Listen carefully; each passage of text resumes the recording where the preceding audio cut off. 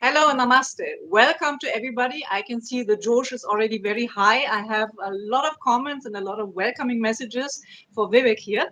I'm very excited to have you on Suzanne Talks too.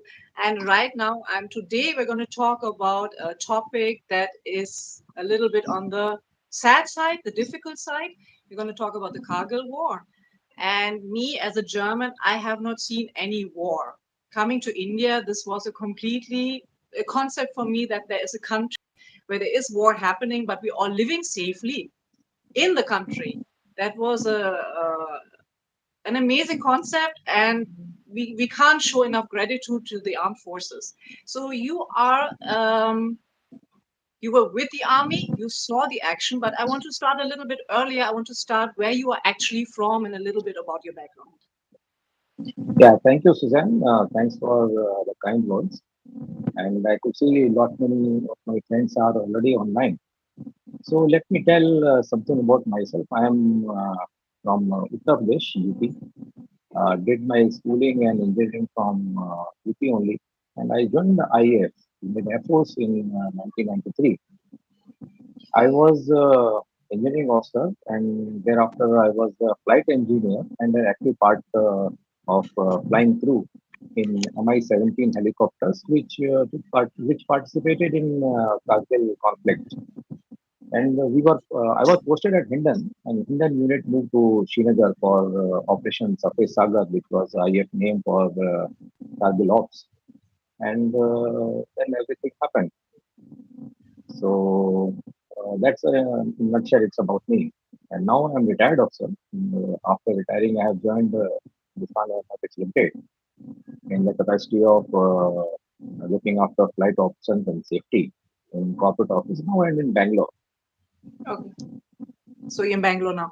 But like for me, it is one of these things that when somebody said Kargil War, I was expecting something long, long back. And then when I got to know about it, when it happened, and it was just now, it's recent history. It just happened now.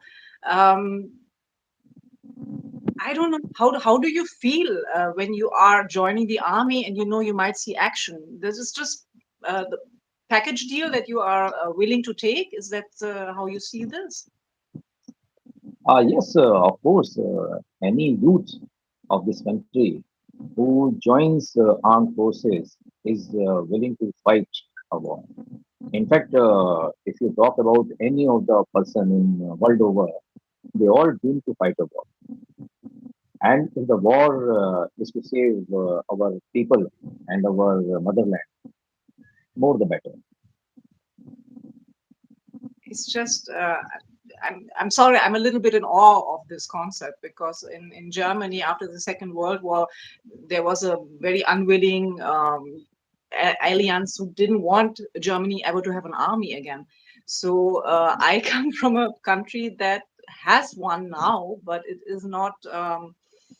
was not something that came naturally to our country, and the kind of pride that India is having in the army and the kind of pride that India is having in its culture in Bharat is something that my country struggles with. So I'm in awe of this whole concept, and I wanted to just yeah, hats off, Jai Hind. I'm just like, and your willingness to talk to me today is a big thing.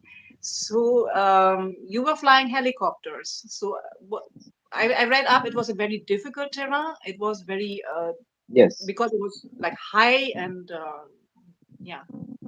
Yes, of course.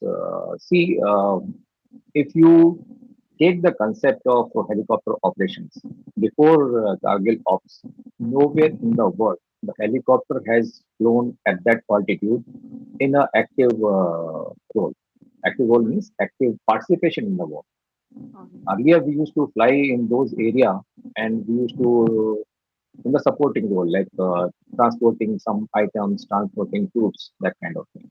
Okay. And when we face that kind of situation, where above 5,000 meter, if we can understand 5 kilometer altitude, the enemy is sitting over there, and there is no way our soldiers can reach those heights. And we did not have any helicopter that time. So this Mi-17 was a troop carrier. So we Okay. converted overnight this troop carrier Oh, and good. put weapons on them, and they were rockets. We installed rockets. Our engineering officers worked. In fact, I know now both the officers are retired. Group Captain Manish Jindal and Wing Commander Jaguar. These two officers were engineering officers and they worked day night, means 24 hours. They were working to convert those helicopters to carry the weapons and that was the thing. And see, this thing was difficult basically because the terrain was very difficult. And the speed at that altitude, because we are flying almost beyond the capability of the machine. Oh. There is an envelope, there is a flying envelope. I don't know whether you are familiar with this concept or not. Envelope means there is a machine capability, machine capacity to fly at those particular uh, places. So Mhm. we were flying above those envelope. We are at very slow speed, but yes, we were doing tremendous damage to Pakistani 45 changars.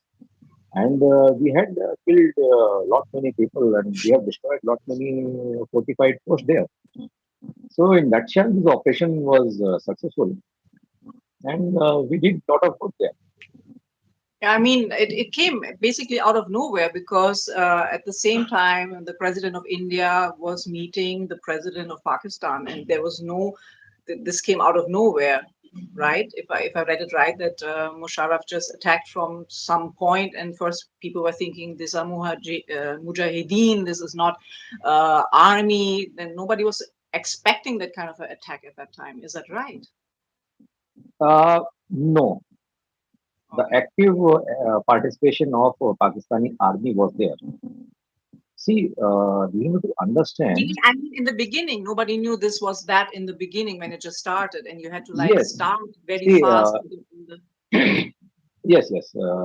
We have to go back little back. See what was happening at those altitude. There are some heights which were occupied by Pakistanis, and there were some heights which were occupied by Indian forces. hmm, Every winter, there was a means unwritten rule and understanding because they are inhospitable terrain. You can't stay over there. So okay. both the people, Indian as well as Pakistani, vacate their post and go back to the little lower heights. And Okay. when the winter are over, somewhere in late April or early May, then they go over there to occupy those posts back. And one of the winter it's happened like from 98 November till 99 May. Pakistanis either did not first they did not vacate their post, and Oh, thereafter they occupied the post which were vacated by Indian forces. okay. So when we in the summers when we tried to send over the patrolling party, now we were surprised that because they were already sitting over there. And all these hullabaloo of Mujahideen and this thing, I don't agree with this because only regular soldiers can be trained to survive in those hospitable terrain. Hmm. Okay. Mujahideen and all are people who was totally picked up from regular villages and that kind of brainwashed and asked them to pick up weapon and fight. So they cannot survive on that. It is the temperature goes below minus 40, minus 50, minus 60, and continuously it is snowing over those heights. Regular soldiers only can survive because they are trained. They are trained to survive those heights. That has to be a very extensive training, I presume, because if you have Yes, to like build yes, up the stamina, breathing is difficult on that height, right? That kind of. yes, absolutely, absolutely. I've been to those places in 2016 in summers, and I met the CEO was a friend of mine. I went along with one of my friends.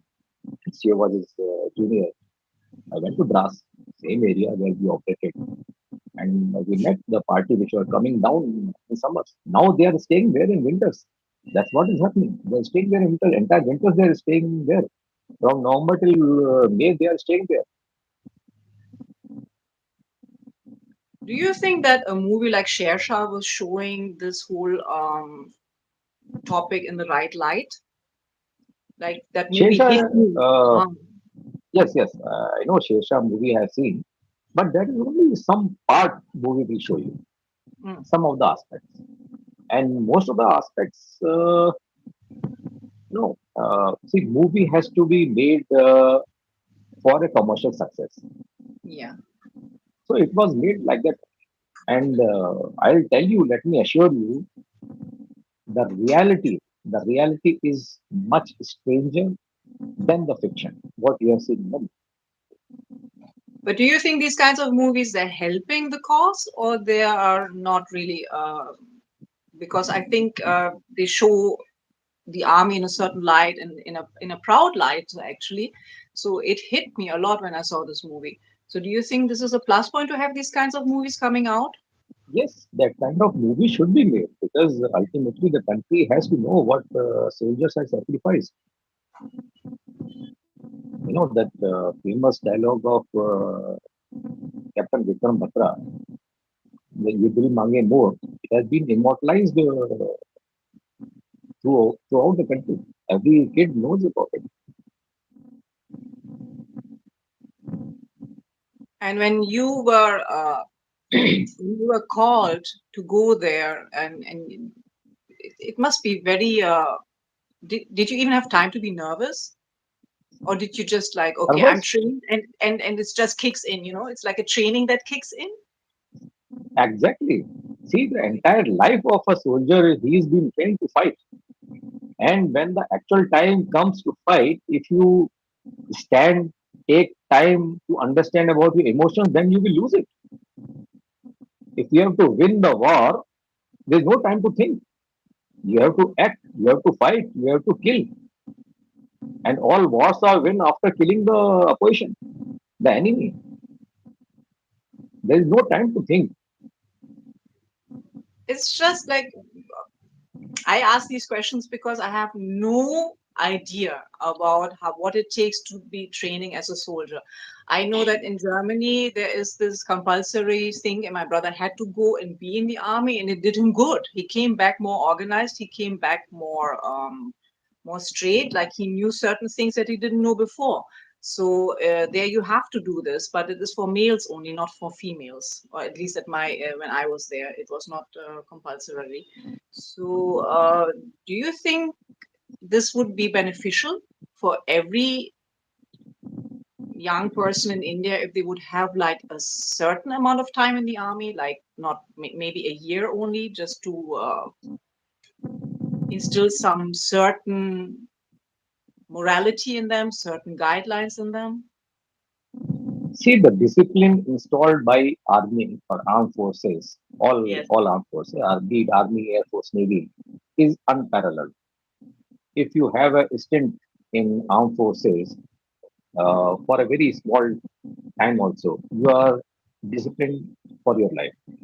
But even then, I would not like to say that every youth of our country should serve mandatory.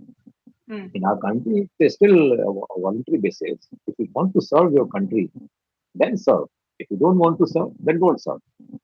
So we have this kind of philosophy, and I think this philosophy has served us well. We are having brilliant soldiers, exceptional commanders, and we have been winning wars. There are very amazing comments. I don't know if you can see them, where people are praising you, saying that you have leadership qualities. Then somebody's writing he was your batchmate, and but the comments are disappearing so fast that I can't really see them. Adit Chaturvedi, Vivek ji always Yeah, used to exhibit born yeah. leadership Aditya, qualities. Yeah, or proud to have been your batchmate. These kinds of comments, they yes, must be giving you a warm feeling that you feel like I've done something exactly. right in my Yes, life. yes, absolutely. See, these are very small things, but I am very grateful to my friends who had seen me participating wherever, in whatever capacity I have been participating, and they had always appreciated my efforts. And I'm very thankful for the encouraging words which my friends, colleagues, and all people are showering praises on me. But thing is, praises, nice words apart, at that particular time, I was only doing my duty. Hmm? I was only doing my duty. Okay. These things of having been glorifying something or of my actions and that kind of thing, but it never crossed our mind. It never crossed our mind. In fact, uh, one of the martyred in that operation, Flight Lieutenant Mohilan, he was a very brave soul. In fact, God bless his soul. He was an exceptional soldier, very brave person. One day before, when another aircraft ejected, we had been volunteering to go rescue the pilot across the border because we knew the pilot has, after ejecting, parachute has taken him across the border. So we Okay. wanted to go. Mohilan was the first to volunteer along with Sona Ratke. He's a good friend of mine. And me and Jingran and Jamwar, we all said that we will go and do armed rescue. And things like that means these are things which naturally comes to us because of our training. So that happened, that rescue operation, you were able to. No, we came to know that the officer who had ejected on the MiG-27 aircraft was captured by Pakistani army and he was taken away.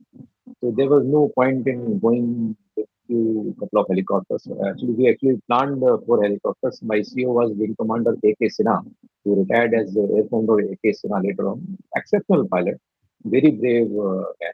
He was the task force commander. He was planning that thing. And see, thing is, he was our commander. He Hmm. was a tactical commander at that battlefield, and he flew all the missions.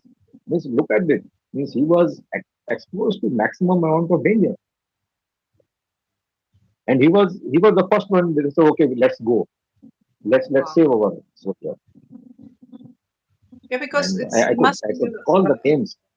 it must be an amazing brotherhood inside the army. You know, Yes, where you are bonding with people, and even if you're not there anymore, that bond will always stay, right? exactly. The bond is always great among us. And I'm still in touch with Sinha sir and NS Verma sir, who was there, and Wing Commander Pandey, who retired. He was a smaller at that time. And Smaller Kulkarni, he was from different unit, but we were flying the same missions. So we bonded very well there.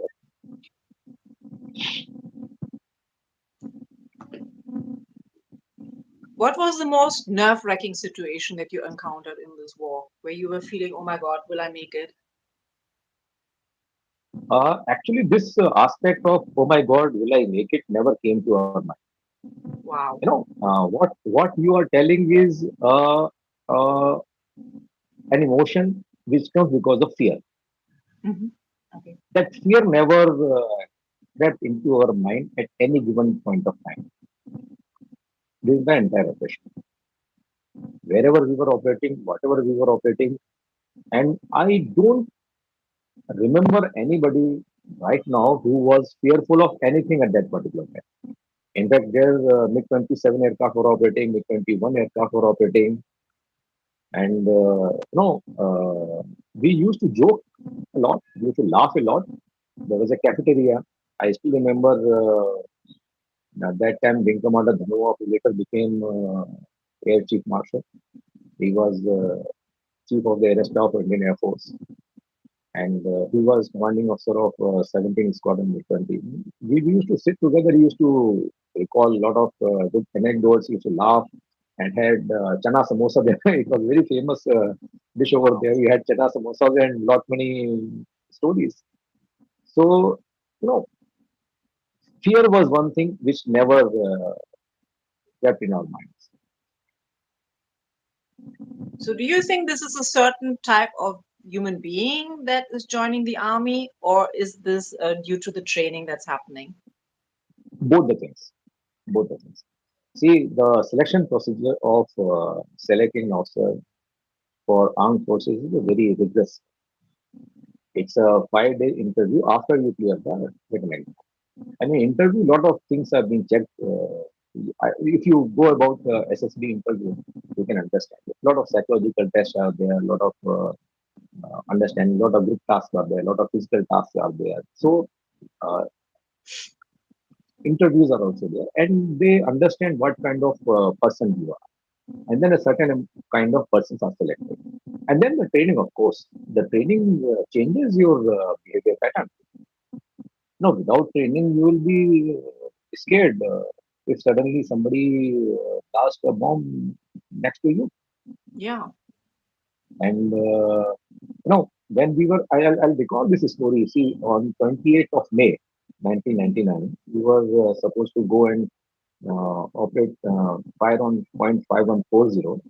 5140 was the height, and hills are not called the name there. It is called 5140. Six aircraft were supposed to go. Six helicopters were supposed to go.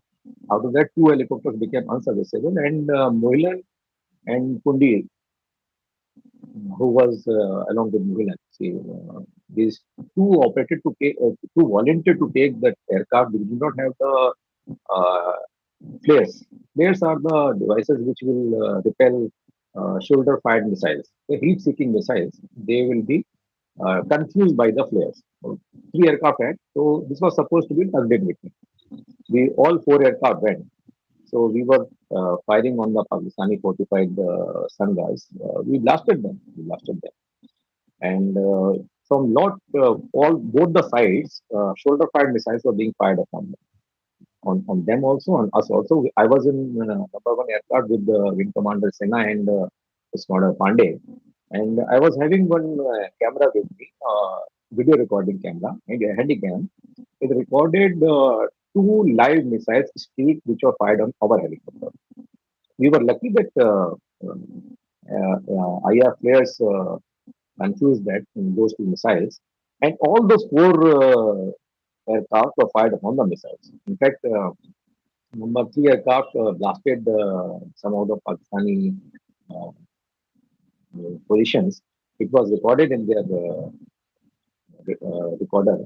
And when while turning, they dodged a couple of missiles, and third missile hit that aircraft. And they went down. They went down. They sacrificed their life in that particular mission. We came back. We survived. No, so that's what things were happening is, and after coming back also, it was not that we were scared or something that today one aircraft has gone down, tomorrow how many are going to go down. We never thought like that. We were willing to go next day itself, and next day again that some tactical shift uh, uh, took place, and helicopters operations were stopped thereafter on those heights because we were flying very slow and it was easy to fire missiles on us. Thereafter, Oh, we had tactical shift and fixed wing aircraft like Mirage and all with their laser guided bombs. They were pressed into service. so not even adrenaline pumping. Yeah, adrenaline do pumping, but see, it is not that kind of adrenaline which general normal people see. It was not that fight or flight kind of adrenaline pumping. Uh, Adrenaline will always pump when you participate in any kind of operation. But it was not that adrenaline junkie kind of thing which will blind you from all other things. We were thinking, we knew what is ahead of us, we knew how to survive, and we knew how to kill. So our aim was kill others and survive to fight another fight. Wow. It's amazing to talk to you. It is something else, if you read about it, it is one thing, it's an abstract thing. And even when you are somebody tweets about it or something, it is very different to actually talk to somebody and hear him talking about his own experiences and show this completely different mindset that is putting their lives in danger for the freedom and the peace in this nation, and not even thinking about it, not even feeling what I definitely would feel, and I think a lot of people would feel. And it's just amazing to talk to you. Thank you so much for your time. Yeah. I have a question about your family. Yeah, um, you're married, you have children? yes, I have a daughter. I have a daughter. She's 15 yesterday. So Okay. she's like got 15, she's in And class you 10. and your wife, you were already married when Kargil War happened? Ah, yes, yes, that's another story. We were recently married. Means we married in January, and In May, the Kargil operation started. My wife and my daughter were, my wife and my mother, both were there at my hometown, glued to the television. I can believe that, yeah, because it's the only way they will know. Because at that time, you can't even let you can't communicate, right? You can't just let them know I'm fine or something like this. They just No, have to no, wait. it's not like that. It's not like this. Not like this. We can always communicate. We can always tell how you are doing, what you are doing. See, that's the difference between army positions and air force positions. We were at Srinagar airfield, and the communication was pretty good. In fact, mobile telephony was not there. It was Hmm. available in mainland, but not in those areas. And I remember when one of the helicopter was shot down, and no, but, television, this news was already out that one of the helicopter went down. So we came back from the mission. We all called, and CEO said, Sinha sir said, you all go, make a phone call to your family, tell you are safe. So no, we went outside Srinagar Air Force Station. Outside, small shops are there. The people, uh, they're not very well literate. Means they're small people surviving with one chai ka dukan and one small PCO kind of thing. The Hmm. moment they saw us coming in our overall, they stood in respect.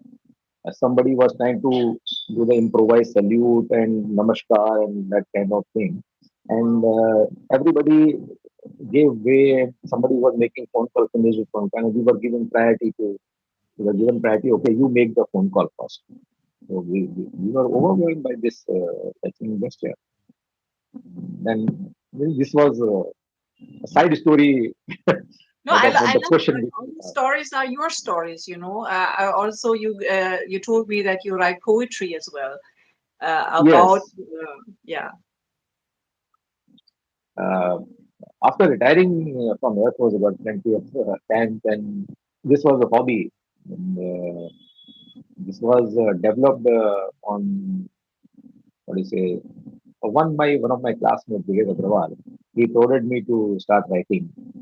So that during college time, we used to write stories, plays, slogans, and that kind of thing. So I started writing in Hindi with the language I used to write. And And you got recently, one of my appreciation for it as well, right? You got yeah, appreciation yeah, for the yeah. poetry as well. Yes. You see, NDA is National Defense Academy. They are celebrating their 75th year. They invited poems Wow. in the competition. So maybe around 5,000, 6,000 poems was sent there. So one of I wrote only one poem for them, and it was selected. It was awarded on Wow. 28th of last month. I went there to get that award. So Congratulations. yeah, thank you, ma'am. Thank you. I just got an interesting question in the live chat. Um, which part of actual actions in real life battlefield would you not like to see covered in a movie? Actual actions in real life battlefield would you to be covered in movies? Yeah. Is there something that is so secretive? Maybe they mean it like that, that something is so secretive that you should not show it in a movie, you should not depict it, or something that's very like a sensitive topic. Let me put it this way: whatever happens in the war has got great learning value. Okay, in all kind of wars and battles and skirmishes, there will be results. Somebody will win, somebody will lose. Mm. Both the things, whether you lose it or you win it, they teaches they teach you lessons. The lessons are for the armed forces to amend their doctrine, to amend their tactics, and to align their strategies. They are not for the common people to dissect because they will not understand, No, they will not. Yeah. and it will be moral suffering if there are failures. So, for the common people and for the movie, what you want to portray are the good things, and we win it fair and square. Mm. So that's what we have to remember. Mm. It doesn't matter how many sacrificed soldiers we had. War is always a dangerous.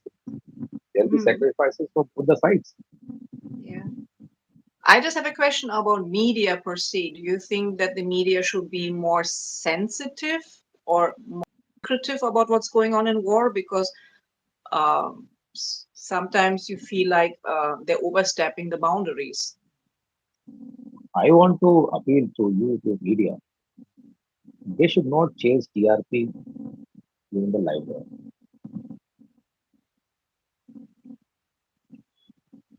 Means if you start giving minute to minute actions, whatever is happening, everybody is seeing it. So those actions, they may harm the soldiers. I didn't Let live me in let me let I me didn't live in let me tell India you the in perspective. 99. Sorry, sorry. I wanted to put this answer in a perspective. Yes, See, please. when this kind of war was happening, we'll take this Kargil operations only. Dras was the area where in the higher heights Pakistanis were sitting. Right, the moment helicopters or the fighter aircraft took off from the airfield, if the media start showing these many aircrafts are going, and Pakistanis are watching that same television channel, they will understand where they are going to and what kind of attack they are going to. Then what will happen? They will be on their guards. So these kind of things will bring more harm to your own forces. So Do you think there media, should if it be starts, maybe a law that stops them? Because I feel like I wasn't here in 99, so I don't know about the Kargil War and the coverage at that time. But it seems to be when 26/11 happened and all the misinformation happened, or the live telecast was happening, and they were actually giving all the information to the terrorists what's going on. Yeah, they could see and adjust according to it. Yeah. So do you think a law would help where there is a complete like a clam down, because it's a very thin line, and I don't think we have a right to know. I don't think we have a right to know what the army is doing. ma'am, let me put it this way. There are laws in this country and around the world against any crime. Mm. But does that stop a crime being happened? Similarly, if we put any law to get the media in this particular thing, is it necessary? I think for media and the people, journalists, they should be mature enough to understand what should be told and what should not be told. Actually, yes, but as you said, they're chasing the TRPs, they're chasing the headlines, they're chasing all these things, and by with that, they're bringing people into danger. And it's all under the cover of right of information. The public needs to know. Yeah. So No, this is not under guise of right to information. There is nothing like that. If you can delay any kind of live transmission by certain seconds, so that if anything wrong happens, you cut the feed in between. Then we can have the live coverage of war-like situation or any kind of operations also that way. amazing, amazing. Uh, Anything else that you feel like you want to tell me as something that I wouldn't even know what to ask you, because I'm completely out of my depth with this topic. It's just that when I spoke to Dinesh about flight anxiety, and he also has a background of Kargil, and I said, "Can I talk to you?" And he said, "No, you should talk to somebody who's seen action." And I know just the right person to talk to, and he recommended you to talk to, and I'm thankful to Dinesh for that. And See, if I want to recollect uh, those days, see, each and every one of those days are like crystal in my eyes, in my memory. They are etched. They're etched forever. That particular aircraft which was shot down, I can never forget its number. It was Zulu 3039. The third day of operation, it was shot down. First 2 days, I was flying in the same aircraft. And that particular day also, I was supposed to be in that same aircraft. The walk towards aircraft had already taken place. We were going towards the aircraft. I took the name of Scholar Pandey, who we sort of same unit, 129 actually, a good friend. He's a senior to me, but good friend. He said, "Don't go in that aircraft. Come with me today." So he took me there, and so that's why I survived, and somebody else sacrificed his life. Wow. And see, the ingenuity of our engineering officers in that particular war can can never and should never be forgotten. The thing which saved us from the missile was IAF, and because this was a troop carrier, we never had this system was decommissioned over the period of time. The engineering officers and the technical team worked overnight, and from spares from other aircraft and system from other aircraft, they got it together, did some improvisation, and made the system functional on these Mi-17 helicopter. And we tested the system overhead Srinagar airfield with our shoulder-fired missiles. We had Igla shoulder-fired missile artillery, and we were quite satisfied. But even though the doubt was always there whether shoulder-fired will be confused by this system or we all will be lying somewhere in the valley after being shot. But our guys did. Our guys did very well. Our technical team did very well. And our pilots all flying through. Uh, you asked me about the fear. It never came. It never kept into our mind. None of us were fearful of anything. And in fact, if you really, most of the people were family people. The senior officers, I was newly married. Senior officers were all married, having one or couple of kids.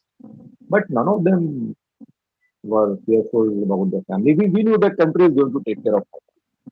At least we have this kind of belief. The armed force is going to take care of our family, and I'm now I am thankful for God to give me this kind of opportunity because every Fauji who joins armed forces, he had the he had the belief that one day when the time comes, he's going to kill the enemy.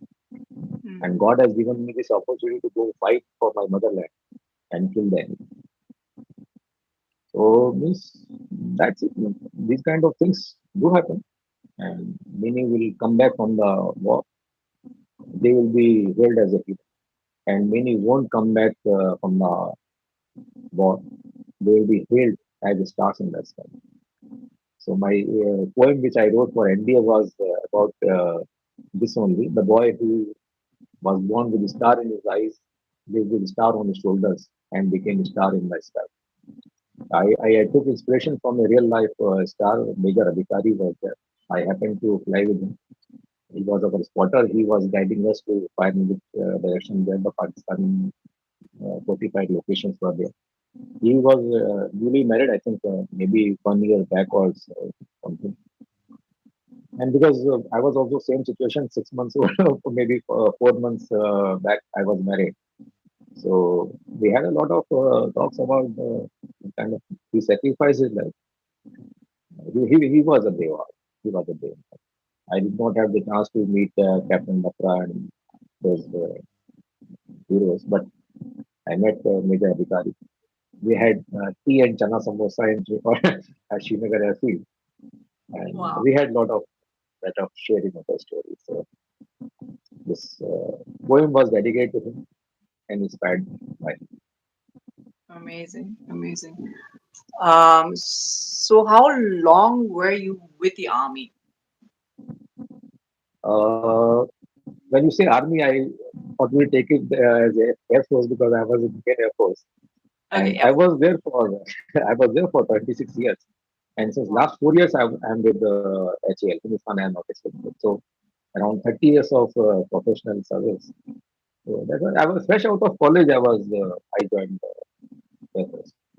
That's a long time, 30 years. That's amazing. You must have seen amazing things as well. Somebody was Yes, yes. asking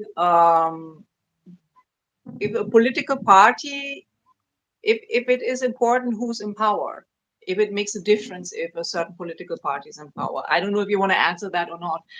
I just found it an No, interesting see, question. see, If that affects. I'm politically neutral person. Okay, all armed forces people are politically neutral person. A thing for everybody has to understand this thing. Wars are fought by the soldiers, but declared by the political people. See, Mm, they are the one who are affected. They will say, let's go to war, and armed forces will go to war. And if you have to continue fighting, the political will and the public will both have to tie up together to sustain any kind of war. okay. Yeah. Okay. I So it understood. doesn't matter which Both political depends. party is in power. Okay. I don't know, maybe they mean by a certain support or not support, but I think every government, it's in their own interest to have a functional and good army. I don't think anybody is not wanting to have a See, functional good army, yes, right? yes, we don't want to go into political domain and political Mm. aspect of war. See, you have seen life. You are from Germany. You are in India. You have seen life. You have seen many countries. All political means all wars and all skirmishes or all kind of operations. They have a political dimension to it. So it's not our job to question the political dimension. So whatever dimension it is, our job is to defend the motherland. Yeah. And no, I'm still willing. I'm still willing. I'm on the reserves now. For 5 years, I'll be in reserve. And Oh, even though if any time I require for services, I will not take a single moment and no hesitation. I will again go for the same cause and all the retired all the retired soldiers. I think it is what true for all. what would you say to a young person who's contemplating to join the army and isn't quite sure? What kind of questions she like? What would they have to ask themselves to be sure that this looks like it's the right career choice? If somebody's having this desire to be either Indian Air Force or Army or Marines or. Actually, you have asked a very good question. In fact, I'm glad that you have asked, and I wish people of this youth of India see it that way. First of all, every youth has to understand that if you are looking for a career, this is not for you. That's what the armed forces combined together are called services. You are serving here. Whatever career we are getting in armed forces is a side story. You are serving to your people, you are serving to your nation, you are serving to your motherland, you are defending the borders of your motherland, you are defending your own people. Mm, No career. Don't think about career. Career is a side story. You, if you have got capability, you will become very senior. One day you will become chief of army staff, chief of air staff, chief of navy staff, and maybe you become serious. But that is the side story. That's not the mm, main story. The main story is you are armed forces. You are fighting for your motherland. You are defending your nation. You are defending your fellow people. That's it. If you have it in you, look inside you. Look into your heart. Do you want it? Then only join it. If you want career, oh, oh, I don't know what happened. Suddenly, without any announcement, disappeared. I don't know if he got a call, if that interrupts the conversation. You still there? Your picture is gone. It says guest left.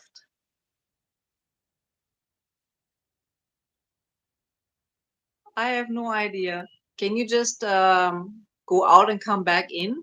Like tap on the same link in WhatsApp and see what happens? But I can hear him. Prasad is writing it's an internet issue, but we're still having his voice. Okay, now I have the guest left. Let's see if I can get him back on. That would be amazing. Any more questions you guys are having? Anybody? Ah, see. Any more questions anybody is having? And I said yes. Oh, what do we do? What do we do? We make a new chat. I make a new one. Will everybody just join in the new one? I just set up a new chat very fast. No, no, no. What I'm doing right now, I'm shutting this one and I'm immediately starting a new one where I send you a new link and you join and we just start from the beginning.